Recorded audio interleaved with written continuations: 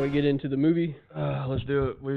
We watched Army of the Dead, the Zack Snyder cut. Well, not really cut, his film. It's on Netflix. I would give it, to start with the rating, I would give it a 7. Wasn't that bad. You're being generous. You are being very fucking generous. I give A it 7's a decent. No, a decent is 5. And that's still being a little generous. I give it a 4. It was bad. This comes down to the thing that a buddy of mine was saying when I was watching this with him and a couple other people, and he fucking went on a rant about this. And thinking about it now, I'm just like, I fully agree with you that people are going to favor this just because we did with Justice League. And I'm just like thinking that is so true because people do that shit a lot. This was not a good movie for me. It was a good one-time watch. It was like, it was good, but I don't want it to. Well, no, I would agree with you. Like, it was a good one-time watch, but I'm not fanboying over this because of Justice League. Yeah. I'm seeing this as a zombie film because I really enjoy zombie films. I honestly didn't even see it as a zombie film in the first place, honestly. I saw it wackier than Zombieland, to tell you the truth. And Zombieland at least had the beginning, their concept correct. Yeah. I wouldn't say in the beginning, because in the beginning, with the part that made me want to stop watching it was when the zombie got out and was killing people. At one point, he just ripped out a dude's jaw, and he didn't even spit in him. He didn't infect him. All he did was just ripped out his jaw, and he turned. How did he turn? What did he do? Did he bleed in him? Did he spit in his mouth? How did he? The beginning was really goofy to the point to where it's it was hard to get past. But no, here's the thing though. It's not that it was goofy. It's just that I wish it wasn't the whole opening sequence. Why couldn't we have some of the movie of the opening sequence? I would have liked to have seen some of that carnage that was happening. The opening sequence, even though it was much. just a 5-minute opening sequence. I felt like I was watching a music video, to tell you the truth. It was so yeah, long. that's how it felt. And then I feel like basically the middle was where it needed to be at. The only thing I find interesting that this one did, because not a lot of zombie movies do this, this wasn't a worldwide thing. This was a Las Vegas. It was contained. Thing. Yeah, that was probably the only thing that was okay, that's new. That's something I do wish they explained, which they never did. What is the time frame on this? Because at one point they said that this infection's been happening on years in Las Vegas, and then they jump back and forth to honestly, months. If we're looking at Kate, the daughter, and from flashback. Yeah. And to what she was now, just a couple of years, really. It was honestly a couple of years, but then it was that wall. That wall had to take time. And then the scene in the beginning with building the wall where the woman was hugging her kid when she was getting eaten by the zombies. No, push the fucking kid so the kid can live and you die. Don't kill you and the kid. And then... But I hate Kate. I think she was the daughter. Yes, I think she was the worst fucking the daughter was the classic thing of anything. The daughter was the weakest point. In my eyes, the daughter was the little girl from Godzilla. I just wanted her to fucking die. She almost did quite a few times.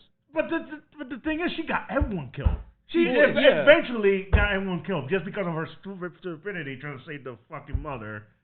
Who wants to also be stupid on her fucking decision. I'm going to say this so I can get everything I hate. The only thing good about it was Batista and the lion. Or the tiger. The tiger? Yes. You really like the tiger? You don't see zombie... When he killed that guy, that was one of the best But things. then that was it? You just show him do one kill and then that's it. You have no use for him? Pretty much. That was kind of what was bugging me. It's okay, that was a cool kill and I like the design, but then why do we not see him anymore? Exactly. Well, like they said, he was the protector of the gate, so... Yeah. He probably, after he did that one kill, he probably walked off. There was the time where they actually, went outside, out of the gate. Exactly. It's just the reason why I like the tiger was it's different, it's unique. The kill was brutal to an extent. You don't really see that much zombie animals. No, it's just they did one tiger in another film. It was a very low budget zombie film. I don't really remember the name because it was that long ago. Yeah. They did a zombie tiger for the very end deal to where they had a chance to get to a boat to survive. A tiger showed up, killed more than half of the group, and then... Yeah. They find out that they're not even on the right pier, so on and so forth, blah, blah, blah, blah, blah. I don't know. I just feel like they could have done more with the tiger. They probably could have, yes. This movie was just wacky. It's definitely a one-time watch. It was wacky, but they tried too hard. But what I liked about it was that it wasn't just your typical zombie film. I did like how there was like a different aspect of the zombies. Yeah. What, that they were basically all alphas in a way? Just because... The alphas were just a little bit different from your typical zombie. That's what kept me grasped with it. That's the reason I give it a 7. But I do agree the beginning was goofy as fuck. I'm not saying the goofy is the weakest point. The beginning was like, I'm starting not to like this. The things I did not like the most is 3 main points. What the fuck are the zombies? Are they zombies or are they robots? What's with the blue eyes and blue blood and the occasional robot that skeleton? Too. Did you count that? Like I caught that quite a few times. What the fuck is that? And then there's the time with the baby. The baby has a blue blood, but other zombies have red blood, and then sometimes they're the fucking Terminators. What the fuck is this? Yeah. And then there's the 2 death scenes. So, let's talk about the first death. I don't remember her name. The one that got her gas can blown up, that the dude shot. Do you remember? You were talking about that you hated. The first one that she was like clearly fighting. She was savable because the dude threw the glow stick. Oh, her. I don't remember her name, but she was so savable because she fought through a whole horde. You know who I'm talking about, Chambers. Right? Yeah, Chambers. She was savable. The dude was saying she's gone. There's like 3 zombies in front of them. They couldn't have saved her. And then like bam, 10 minutes of just standing there and watching.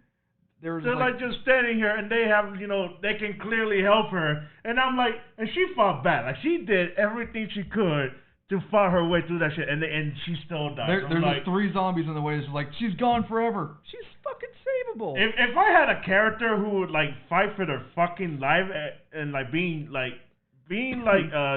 juked and fucking, like, backstab, still fighting to pull through, and for her to still die... Like, what the fuck? Yeah. Yeah, and then there's my last point of reason why I don't like this movie. The fucking love scene. Where did that come from? Oh, yeah. I did this heist because I love you. When was this hinted? They shared 1 beer and she wants the D? Or is like they already dated and she wants the D again? And it's like, as soon as she did it, bam, she got killed Riddick style. Yeah. So, Matt, real quick. He even said the unnecessary scene was the father and daughter scene of the movie. Yeah. Which one? Like I said, Kate... I'm going in. No, you're not. For me, again, like, Kate was... Oh, my God. Yeah, he basically said the same thing as you on the whole robot thing with the zombies. But, like, the death that pissed me off the most, because he was actually starting to become likable, was the locksmith. Like, his was noble, but, like, his pissed me off the most. Oh, my God. You know what? That brings up another thing. The last guy, I want to say his name is Riveros, but I could be wrong. The black dude? Yeah, the black dude. I didn't want to say it, but... Unfortunately, it is what it is. Because, like, no one's fucking rememberable in this movie. How did he get out of the fucking safe? That's another thing. He got out, and this is another point. In the beginning, as soon as they died, bam, they're infected.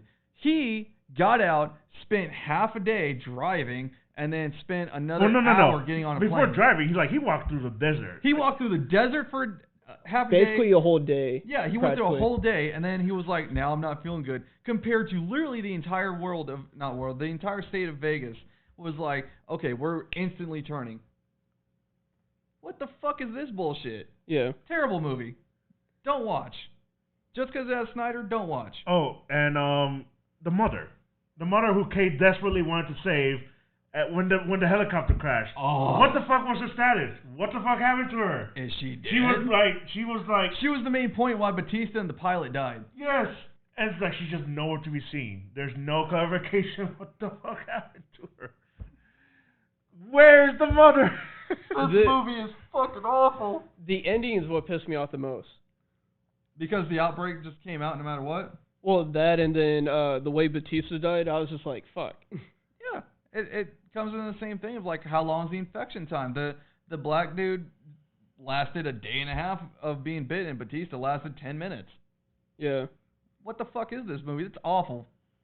I wonder if it's by the main alpha, it's like almost instant compared to like the people that are just infected. Yeah. I know there's a couple other scenes.